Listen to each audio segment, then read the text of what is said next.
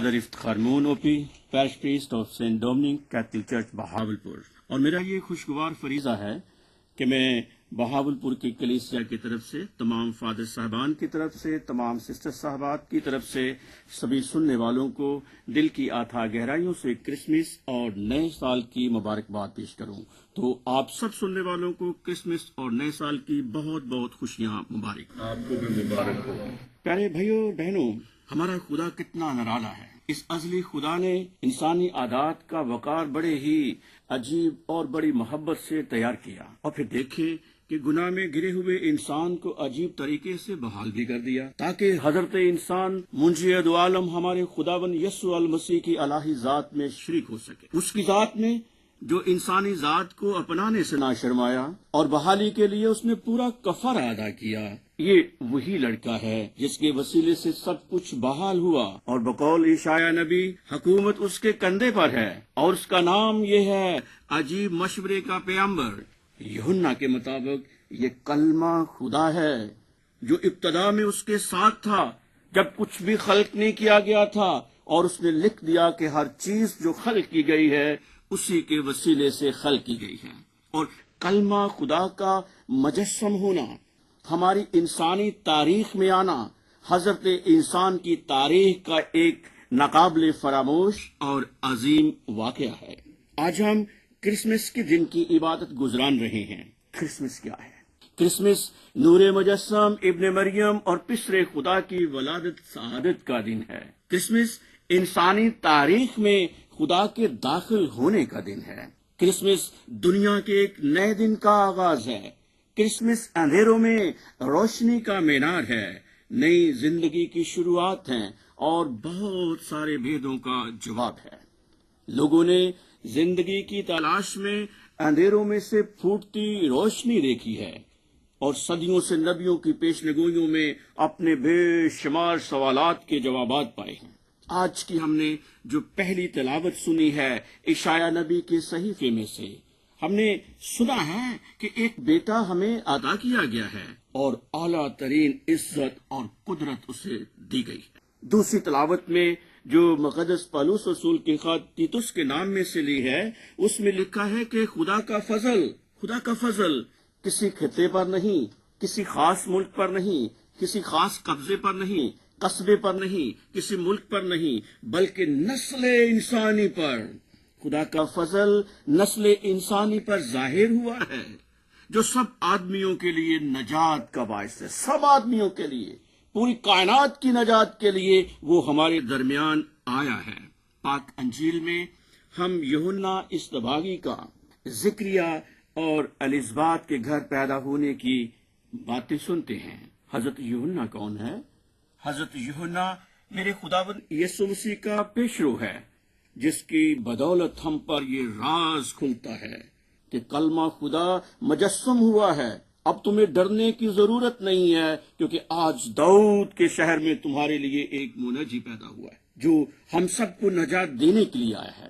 یوحنا اصطباغی کے نزدیک کامیابیاں اور کامرانیاں، نمود و نمائش کوئی معنی نہیں رکھتی، بلکہ اس کے نزدیک خدا اور اس کے دیے گئے مشن کے ساتھ وفادار رہنا ضروری ہے، اور اس کی راہ کو تیار کرنا ہے جس کے لیے وہ بھیجا گیا ہے۔ ہم دیکھتے ہیں کہ مقدس متی اور مقدس مرکز اپنے بیان کا آغاز یوحنا کے بپتسمہ اور خدمت سے کرتے ہیں، لیکن حضرت لوقا تفصیل دیتا ہے، اس لیے کہ وہ ہمارے پیارے خداوند یسوع مسیح کے مقدسہ مریم کے بطن اطہر میں آنے سے اور پیدائش کے بیان سے پہلے حضرت یوحنا اصطباغی کی پیدائش کا ذکر کرتا ہے۔ حضرت یوحنا اصطباغی کا باپ زکریا کاہن، جو ہارون کی اولاد سے ہے، ایک کاہن تھا۔ خدا نے ہارون اور داؤد کے گھرانے کو بڑی عزت سے نوازا ہے۔ خدا نے ہارون کے ساتھ کہانت اور داؤد کے ساتھ بادشاہی کا عہد باندھا۔ المسیح داؤد کے گھرانے سے اور اس کا پیشوا یوحنا اصطباغی ہارون سے گھرانے سے، اور زکریا کی بیوی الزبات بھی ہارون کے بیٹوں میں سے تھی۔ پیارے بھائیوں اور بہنوں، حضرت زکریا اور مقدسہ الزبات دونوں بہت دیندار اور خدا کے حضور راست باز تھے۔ یہ دونوں خدا کے احکامات اور قوانین پر بے عیب چلنے والے تھے۔ دونوں خدا کے نہایت مقبول نظر تھے۔ دونوں ایک دوسرے سے اور اپنے خدا سے کبھی جدا نہ ہوتے تھے۔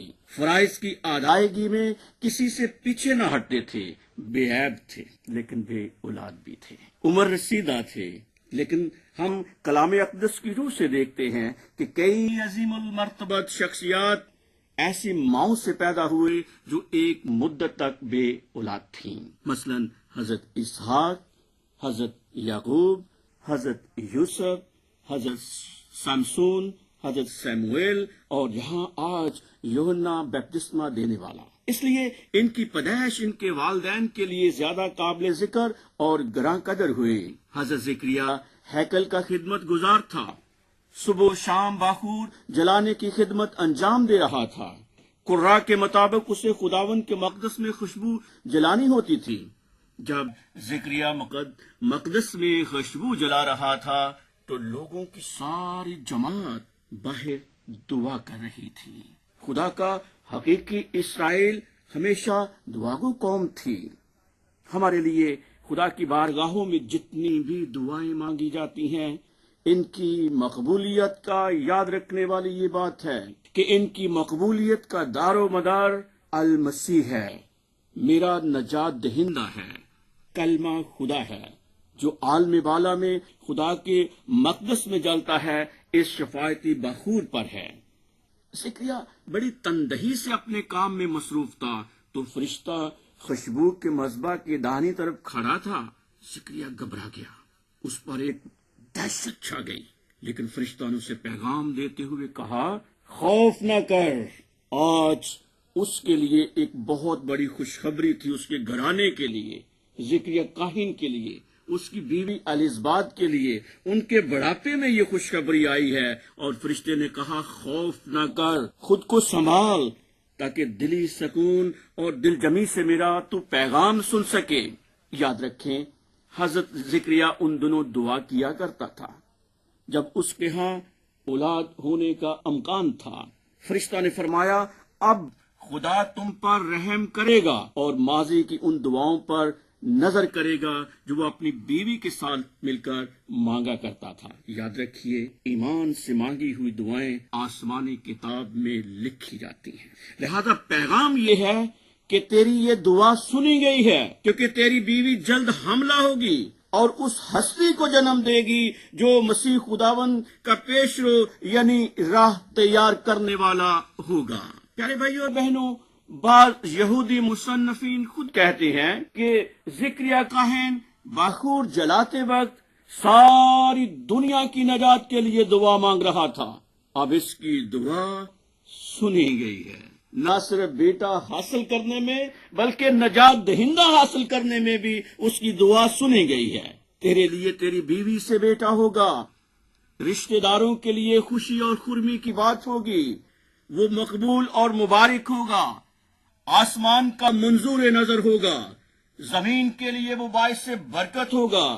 اگر ایسا بیٹا ہو تو عزت کے درجات والدین کے لیے بڑھ جاتے ہیں۔ کیا کہنے، خداوند کے حضور بزرگ ہوگا، وہ نبی ہوگا، بلکہ نبی سے بڑھ کر ہوگا، اور وہ خدا کا نذیر ہوگا۔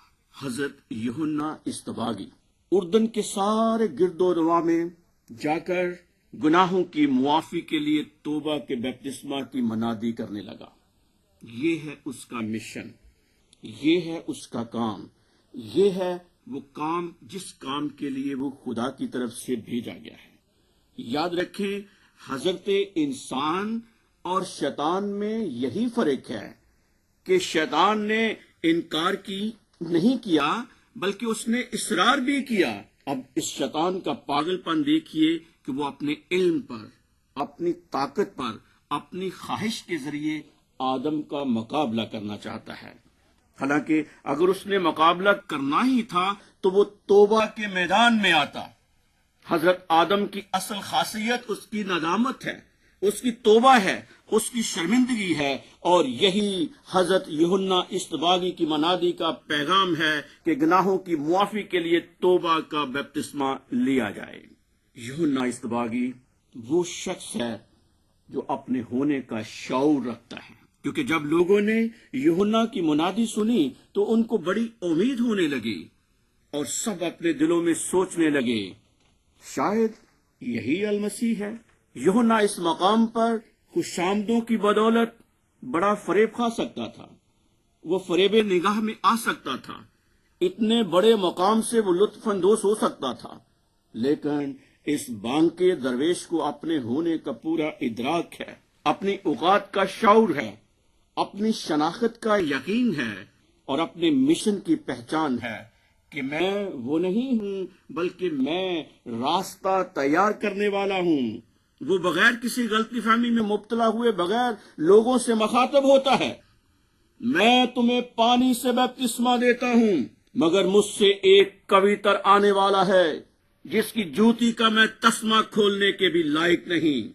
वो तुम्हें रूहुल कुद्स और आग से बपतिस्मा देगा। प्यारे भाइयों और बहनों, यूहन्ना को अपनी शनाख्त करवाने में कितनी आजादी है, और यही शनाख्त उसके शऊर और इदराक को जला बख्शती है, उसके ज़मीर की दस्तगीरी करती है, और यही सच रहनुमाई का फरीजा सर अंजाम देता है। और बकौल मेरे मुनज्जी दो आलम, सच्चाई तुम्हें आजाद करेगी। यूहन्ना इस्तबागी अपनी कन्विक्शन में मजबूत है, तर्ज जिंदगी सादा है, हर लम्हा, हर घड़ी, हर साथ जुर्रत, दलेरी और बेबाकी और भरपूरी से जीने का हुनर जानता है। और राज की बात यह है कि वो लम्हा हाल में जीता है, ऊंट के बालों का लिबास पहनता है, चमड़े का कमरबंद अपनी कमर में बांधता है, टिड्डियां और जंगली शहद इसकी खुराक है। इंसानी जिंदगी का खलवाड़ न करता है और न होने देता है, बल्कि एहतराम आदमियत में वो गूंदा हुआ है। इसीलिए वो हाकिम वक्त को ललकारता है कि तुझे अपने भाई की बीवी को रखना रवा नहीं है। सर कटवाता है लेकिन हक और सच की बात कहने से हरगिज गुरेज नहीं करता है। ये है ज़करिया और एलिज़बात का बेटा यूहन्ना इस्तबागी, जिसके मतलब मेरे खुदावंद ने फरमाया कि मैं तुमसे कहता हूं कि उनमें जो औरतों से पैदा हुए हैं यूहन्ना इस्तबागी से कोई बड़ा नहीं। आज हम उसी मुंशी दो आलम की ईद मना रहे हैं जिसने यूहन्ना को सबसे बड़ा करार दिया। हर चीज जिसके वसीले से खल की गई, उसी के जरिए खुदा ने पूरी कायनात को बनाया, और ये कलमा खुदा है, ये आपका और मेरा नजात दहिंदा है, जो यस्सु में आदमी बना। इस यस्सु में आदमी बनने में हम अपने रब्बुल इज्जत खुदाए बरतर की ताकत को देखते हैं, उसकी कुदरत को देखते हैं। ये झलकियां कलमा के तख्लीक कायनात से पहले होने की गमास हैं। दूसरे मंजर में यस्सु अल मसीह की पैदाइश है, जो पिछले खुदा है, इब्ने मरियम है और हमारा नजात दहिंदा है। वो हजरत इब्राहिम, वो हजरत इसहाक और यकूब का खुदा जो है वो वफादार है, जो अपने अहदो पमा में सच्चा है। खुदाबंद यस्सु अल मसीह की पैदाइश की बशारत खुदा की बनीनो इंसान के साथ वफादारी है। खुदा ने बनी इसराइल से नजात दहिंदा का वादा किया, जिन्हें गुलामी और गुनाह के जुए से आजाद करेगा। ये वादा मुंशी दो आलम खुदाबंद यस्सु अल मसीह के तजस्सुम में पूरा होता है, और इस अमल को ना इंसान की बेवफाई रोक सकी, ना इंसान की नाशुक्री रोक सकी, ना इंसान की सरदमहरी खुदा के इरादों में कोई रुकावट डाल सकी कि वह अपने मनसूबा नजात को तकमील न देता। मेरे खुदावन यस्सु अल मसीह की पैदाइश की बशारत के मंजर में खुदा की कुदरत और खुदा की ताकत कार फरमा है। क्या फरिश्ते ने ऐलान किया है कि रूहुल कुद्स के नजूल की बदौलत होगा और हक ताला की कुदरत साया डालेगी, और इस सबब से वो कदूस मलूद खुदा का बेटा कहलाएगा। वाह, उस कुदरत वाले की कुदरत देखकर एक झटका सा लगता है, एक जहान हैरत खुल जाता है कि एक कंवारी हामला होगी, एक कंवारी हामला होगी, अपना कंवारपन खोए बगैर बेटा पैदा करेगी। और ऐसा हुआ। یہ کیسی کامل قدرت ہے جو حد امکان اور نگاہ بشر میں ناممکن دکھائی دیتا ہے، لیکن یہ قدرت والا ممکنات کا خدا ہے۔ اس سے پہلے کہ عظمت خدا سے فائق ہوں، ہمیں اس کی پروردگاری پر اعتماد کرنا ہوگا۔ اس نے ہمارے لیے ہر چیز، ہر کام ممکن کیا ہے جو ہمیں مضبوطی بخشتا ہے۔ تو آئیے اس بچہ یسوع کو اپنے دلوں کی چرنیوں میں خوش آمدید کہیں، اور بقول یوحنا عارف جب ہم اسے اپنے دل کی چرنیوں میں خوش آمدید کہتے ہیں تو وہ یوحنا عارف کی بدولت ہم سب کو پیغام دیتا ہے کہ دیکھ میں دروازے پر کھڑا ہوں، میں کھٹکھٹا رہا ہوں، اور اگر کوئی میری آواز سنے اور میرے لیے دروازہ کھولے تو میں اس کے پاس اندر آؤں گا اور اس کے ساتھ شام کا کھانا کھاؤں گا اور وہ میرے ساتھ کھائے گا۔ اور جب ایسا ہوتا ہے تو پھر کیا عالم بالا پر اور کیا زمین پر امن پسند انسانوں کے لیے ایک خوشی کا سما بن جاتا ہے۔ آپ سب کو کرسمس اور نیا سال مبارک ہو۔